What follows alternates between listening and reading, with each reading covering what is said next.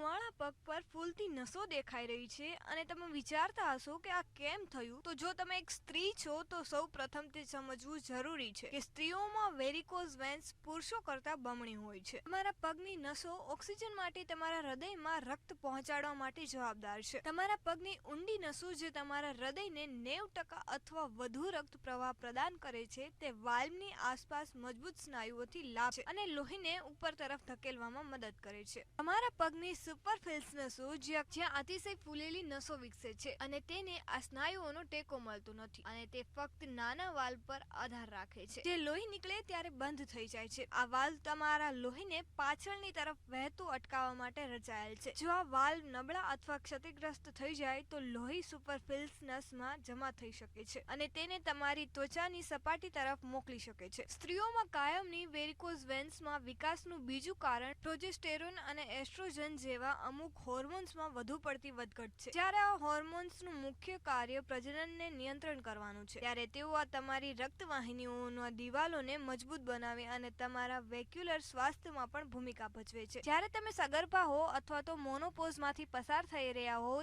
ત્યારે તમારા પ્રોજેસ્ટેરોન અને એસ્ટ્રોજનનું સ્તર વધે છે અને ઘટે છે જે તમારા રક્તવાહિનીઓમાં મજબૂતાઈને ઘટાડી શકે છે જે તમને વેરિકોઝ વેઇન માટે વધુ પડતું સંવેદનશીલ બનાવે છે. તો શું તમને આ માહિતી વિશે ખબર હતી? કોમેન્ટ કરીને જરૂરથી જણાવો અને આવી જ માહિતી માટે જોતા રહો